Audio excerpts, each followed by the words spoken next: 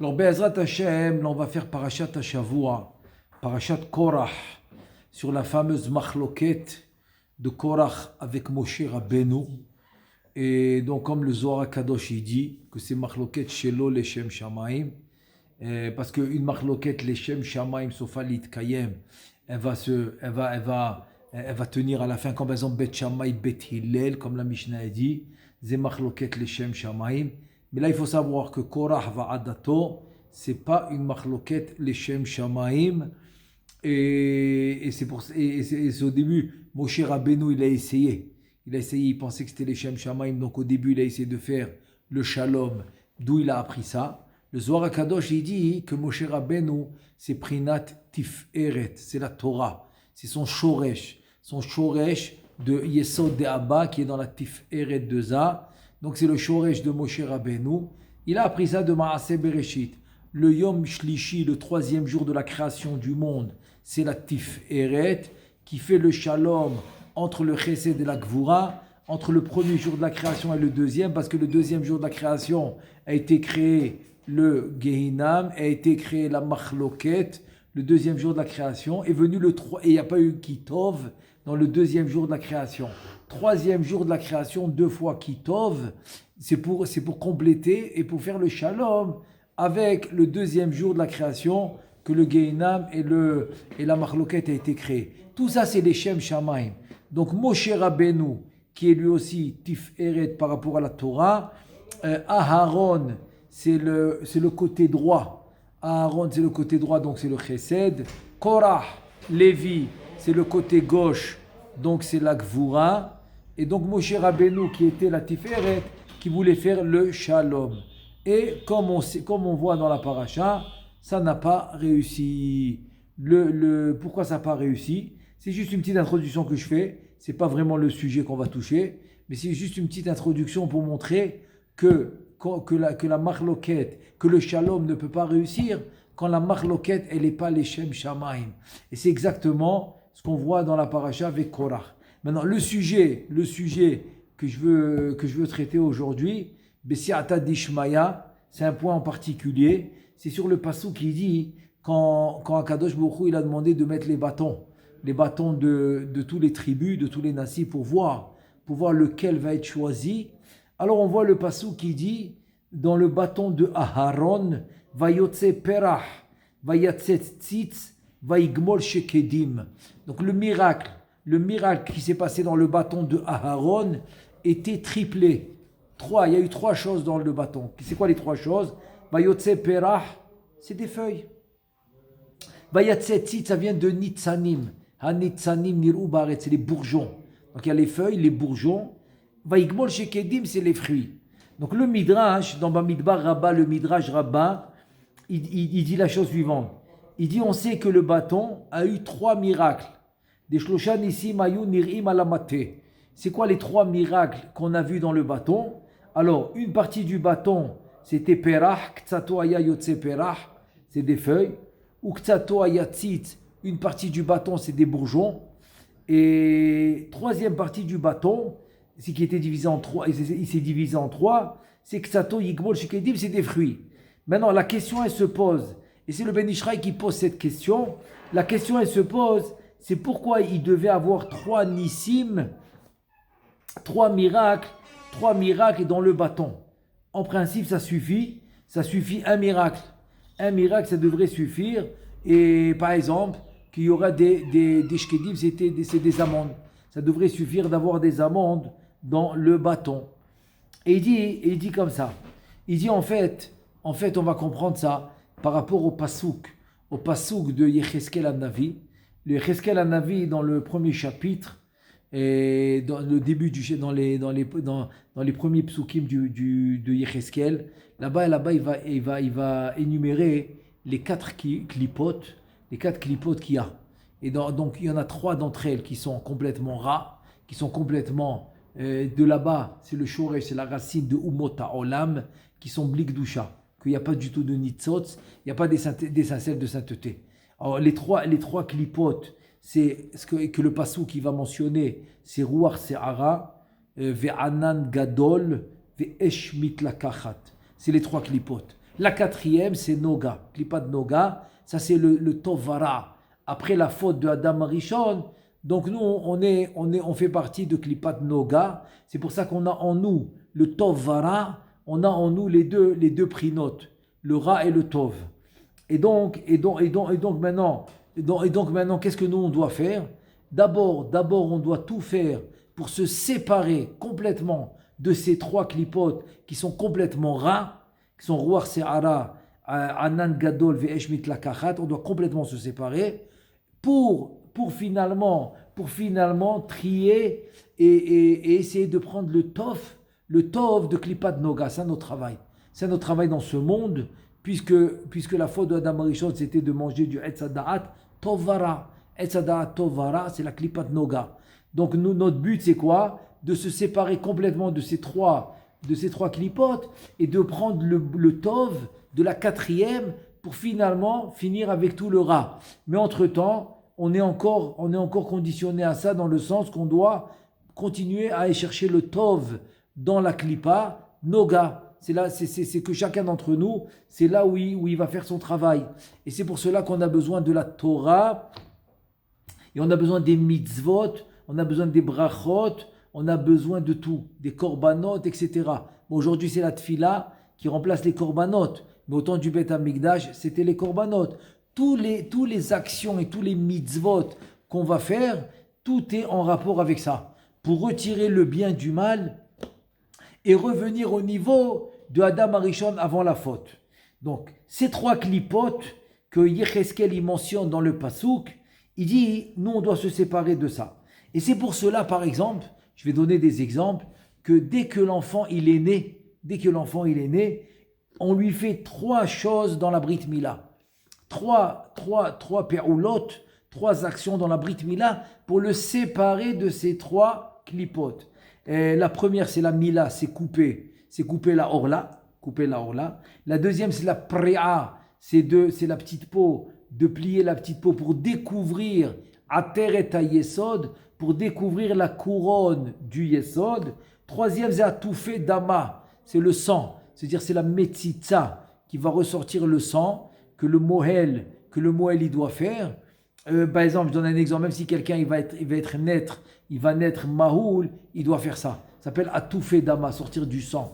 Donc là, quand il va faire les péoulot de couper et de retourner la peau pour découvrir le Ateret Yesod, la couronne du Yesod, là, il va faire ce qu'on appelle la Metzissa, qui s'appelle le sang Atoufé Dama. Tout ça pourquoi? Pourquoi on fait ces trois actions dans l'enfant? C'est pour le séparer de ces trois clipotes.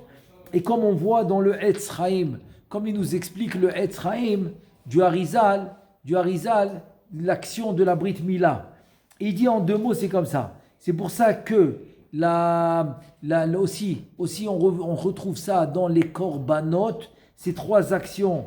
C'est-à-dire, donc les trois actions de la Brit Mila, c'est pour séparer l'enfant. Pour séparer l'enfant de ces trois clipotes, et bien on va retrouver la même chose dans les korbanot. Dans les korbanot, que les korbanot, ils vont aussi servir à repousser. Ils vont aussi servir à repousser les trois clipotes.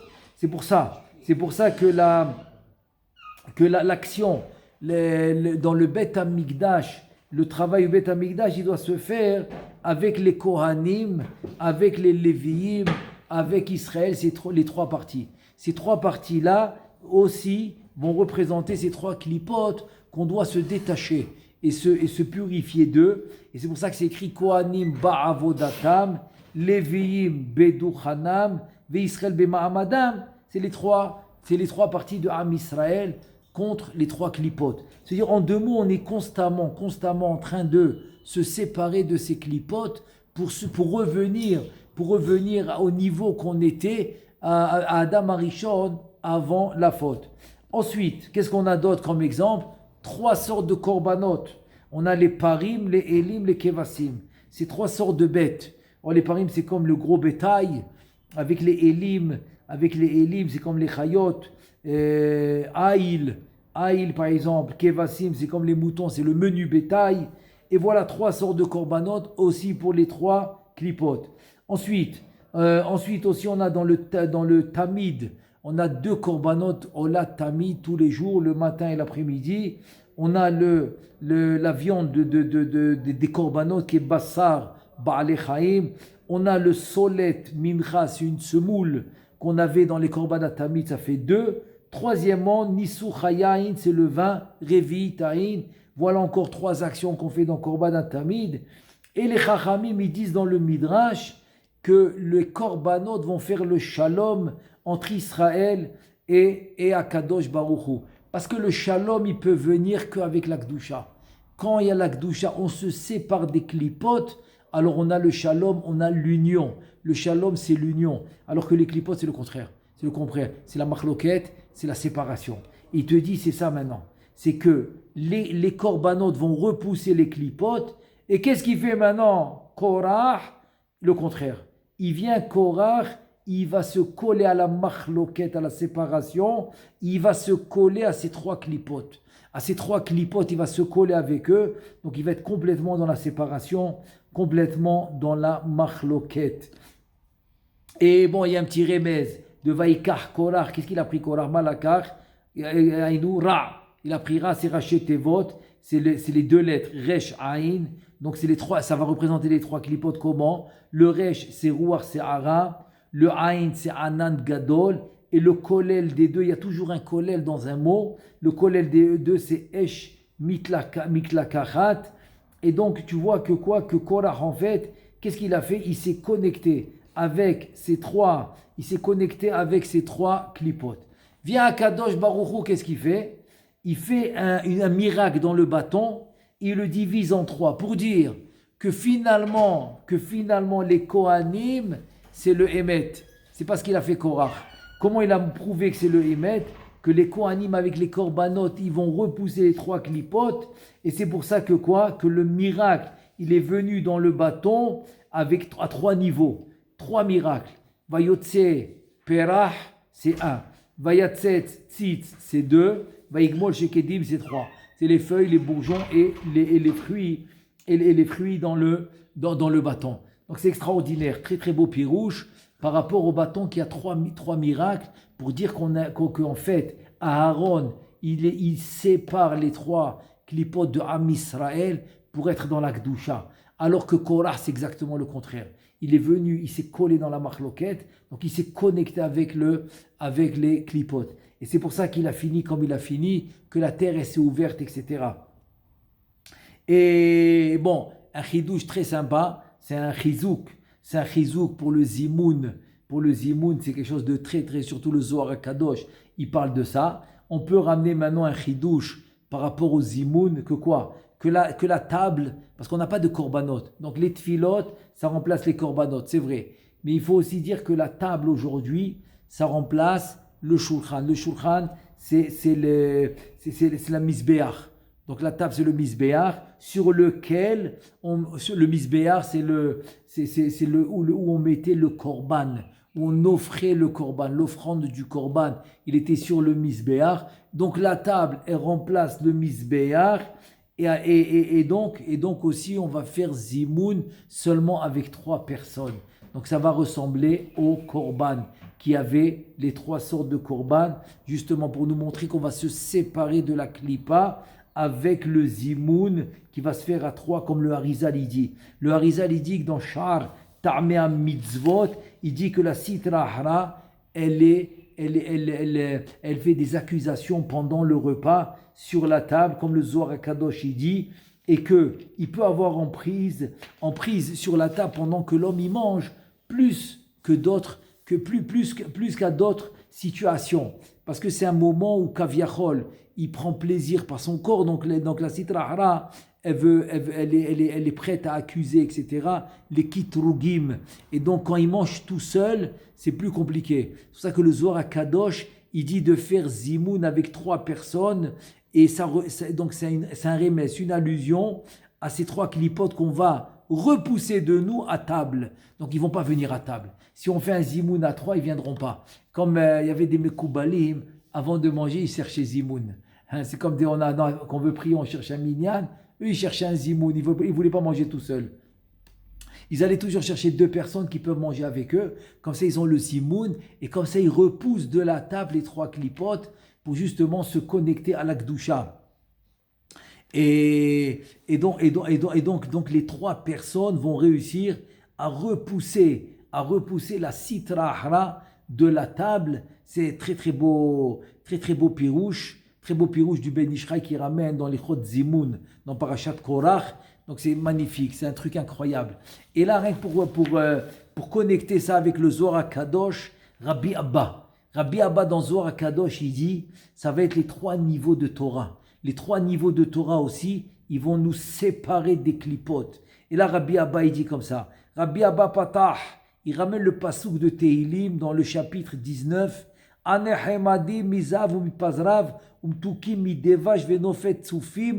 te dit combien, Kama, c'est le pasouk là dans Tehilim, qui dit que les paroles de Torah, ils sont extraordinaires, plus que l'or et plus que les pierres précieuses. Ils sont douces plus que le miel. Il dit combien les paroles de Torah, ils sont extraordinaires. Ils sont extraordinaires dans la Hatzilut. Kama ilan pitgame oraita dans le Olam Hatzilut, voilà, ça c'est un. Et dans le Inun Le'ela, c'est dans le Olam Ha-Bria, et ça c'est Yakar. Kama yakirin Inun Te'evin Inun Le'ela, Inun Le'kola, et finalement, et dans le Olam, donc dans le Olam Yakar c'est le Olam Bria, il ramène aussi que le Kissé, Gematria Yakar, parce que le Olam Bria c'est Kissé, et Nehemadim, ce qu'on a dit dans le Passouk, c'est allusion aussi pour la Yetzira, et finalement Te'evin Minkola, c'est le Olam Asiya. Ça veut dire que quoi? Que les 3 clipotes en fait, ils vont être surtout dans Olam Bria, Yetzira, Asiya, les 3 mondes qui représentent le Olam Pirud. Parce que Olam Atzilut, c'est surtout la Torah du Sod. Parce qu'on a le Pardes, le Pshat dans la Asiya, le Remez dans la Yetzira, le Drash dans la Bria et le Sod dans la Atzilut. Dans le Sod, le Yegul Chara, c'est tout Kulotov. Et dans la Bria, Yetzira, Asiya, là-bas il y a le Pirud, ça s'appelle Olam Pirud. Dans la Bria, c'est Rubo Tov, c'est la majorité Tov. Dans la Yetzira, c'est moitié-moitié. Et dans la Asiya, c'est le contraire, c'est Rubo Ra. Donc là-bas, on a une emprise des clipotes. Il te dit, à travers la Torah aussi, tu pourras t'en séparer. Tu pourras séparer des clipotes. Et c'est comme ça que tu feras le tikkun pour arriver, Bezrat Hashem, à Melech HaMashiach. Donc voilà un petit pirouche très sympa de Parashat Korach par rapport à la Machloket. Donc de là, on voit combien l'homme, il doit tout faire, mais tout faire pour complètement se séparer de la Machloket à 100%. Et de là, je vais finir avec une vraie histoire qui s'est passée à Yerushalayim. Ça fait un peu plus qu'une dizaine d'années, à peu près une dizaine d'années, qu'il y avait un oulam qui s'appelle Oulamé Versailles, du côté, je pense, si je ne me trompe pas, du côté de Talpiot, si je ne me trompe pas, là-bas, il y a eu un soir où pendant qu'ils célébraient un mariage dans un des étages, c'était quelques salles dans 2 ou 3 étages. Donc pendant qu'ils célébraient un mariage au 3e étage, et l'étage il s'est écroulé. Il s'est écroulé. Donc c'était vraiment une situation très très très très très douloureuse, très malheureuse qui s'est passée un soir pendant qu'ils fêtaient un mariage. Et là, l'histoire que je vous racontais, elle s'est passée quelques mois plus tôt, qu'il y avait 2 familles. C'était 2 voisins qui étaient en machloquette pendant des années. Des années, ils se disaient même pas bonjour, etc. Un jour, une des voisines, elle s'est remise en question et elle a vu combien c'était important le shalom.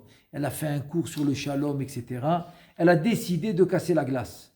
Elle a décidé de casser la glace et de faire le shalom avec sa voisine. Et un beau jour, elle tape à la porte et la voisine est toute étonnée. Mais attends, elle me dit jamais bonjour, elle tape à la porte, qu'est-ce qu'elle veut? Elle comprend pas. Elle lui dit, écoute, j'ai beaucoup réfléchi, j'ai vraiment envie de faire le shalom avec toi. S'il te plaît, ne me ferme pas la porte, viens, on discute, on remet les choses en place. C'est dommage, on est des voisines, pourquoi on va rester en marloquette? Et bon, elle a accepté, elle voyait qu'elle était très sincère, elle a accepté, elle a dit ok, vas-y, rentre. Et il a fait rentrer, ils se sont assis, ils ont discuté, et ils ont fait Baruch Hashem, ils ont fait le shalom. Maintenant, la femme qui a reçu, celle qui a tapé à la porte, elle lui a dit maintenant pour prouver à tout le monde qu'on a vraiment fait le shalom, j'ai un mariage dans quelques mois, alors je te demande de venir toi et toute ta famille. Comme ça, tout le monde va voir qu'on a vraiment fait le shalom. Elle lui dit alors c'est quand le mariage? Et c'est tombé, elle lui dit écoute, je ne me rappelle pas le mois, mais je me rappelle les jours. Kafé, Kavav, Kavzaïn. Elle lui a dit rien que ça ne soit pas le café du mois, parce que j'ai un rendez-vous important que je ne peux pas rater. Ça fait 6 mois que j'attends ce rendez-vous. Alors s'il te plaît, rien que ça ne soit pas ce jour-là. Si c'est un autre jour, je viens avec plaisir, avec plaisir. Elle lui dit, il n'y a pas de problème. Elle attend, donc ils se sont séparés, chacun rentré chez lui. Elle attend son fils qui doit se marier, elle attend pour qu'il rentre à la maison le soir pour lui annoncer. Et voilà son fils qui arrive, et il dit, voilà, bon Hachem, bonne nouvelle. Voilà la voisine qu'on était vraiment en marloquette des années. Et elle est venue, on a fait shalom. Maintenant, il y a une chose que je te demande, c'est que la date du mariage ne soit pas le café. Et lui dit, mais attends, mais je viens de revenir de la salle. C'est exactement le jour que j'ai fermé. Il lui dit, je t'en supplie, c'est important pour moi. On a tellement souffert de cette marloquette, donc je t'en supplie. Si tu m'aimes un petit peu, fais ce que je te dis. Change la date, un jour avant, un jour après, ce que tu veux, mais pas ce jour-là. Bon, le fils, il a vu que sa mère, ça lui tenait à cœur. Il a dit, pas de souci. Il a réussi à changer la date 2 jours plus tard, le Kavzaïn du mois. Très bien, les mois y passent, et voilà que 2 ou 3 semaines avant, le propriétaire de la salle, il appelle le khatan, lui dit, mais je ne comprends pas. Tu es inscrit dans 2 dates, le café et le Kavzaïn. Il dit, mais attends, je suis venu, on s'est assis, j'ai décommandé le café pour le Kavzaïn. Je t'ai expliqué la situation. Ah, tout de suite, il s'est rappelé, le propriétaire de la salle, lui dit, ah ouais, je me rappelle, c'est de ma faute, j'ai oublié de barrer. Il n'y a pas de souci, tu n'as rien à craindre, c'est de ma faute. Donc finalement, comme c'était 2 semaines avant, la salle est restée vide ce soir-là, le café, et donc il a barré le café. Donc le mariage devait se faire le Kavzaïn 2 jours plus tard. Et voilà que le café est arrivé, la salle était vide. Et il devait avoir 400 personnes dans cette salle. 400 personnes. Et il y avait un mariage juste au-dessus de cette salle, il y avait un mariage. Et le mariage, il a commencé à se dérouler dans la salle d'au-dessus. Et voilà le malheur qui est arrivé, que une partie du parterre s'est effondrée là où ils dansaient les gens. Et donc, il y a eu un très, très, très grand malheur, un grand massacre. Mais entre-temps, il y a eu un nes. Parce qu'il devait avoir en dessous de cette salle 400 personnes. Donc, ça veut dire que le malheur aurait doublé, triplé. Et voilà que le nes, il a été fait grâce au shalom. Grâce au shalom, qu'ils ont fait shalom, et que lui a demandé de ne pas faire le café, c'est exactement la date où le malheur est arrivé. Regardez un peu l'importance du shalom, comment Kadosh Baruch Hu, il est content du shalom. L'omatzakli marzik beracha, qui reçoit la bracha seulement le shalom, et grâce à ça, ils ont pu épargner un malheur très important. Et Baruch Hashem, grâce à ça, Baruch Hashem, on va dire que c'est un malheur, mais quand on réfléchit avec tous les nissim qu'il y a eu à côté, à droite, à gauche, donc il a été très minimisé. Il a été très minimisé ce malheur, et Baruch Hashem, tout ça grâce au shalom. Alors, c'est la morale qu'on doit prendre de cette paracha, comme on a vu avec Korach qui s'est collé avec les 3 plus grosses clipotes, les plus difficiles, à cause de la marloquette. Donc la morale de cette paracha, combien l'homme il doit s'effacer pour éviter le shalom et l'éviter complètement, parce qu'il n'y a que ça, que en évitant le shalom complètement, qu'on pourra vraiment se connecter avec la Gdusha, Bezrat Hashem, qu'on puisse avoir le Bet HaMikdash et le Melech HaMashiach bientôt. Amen ve Amen.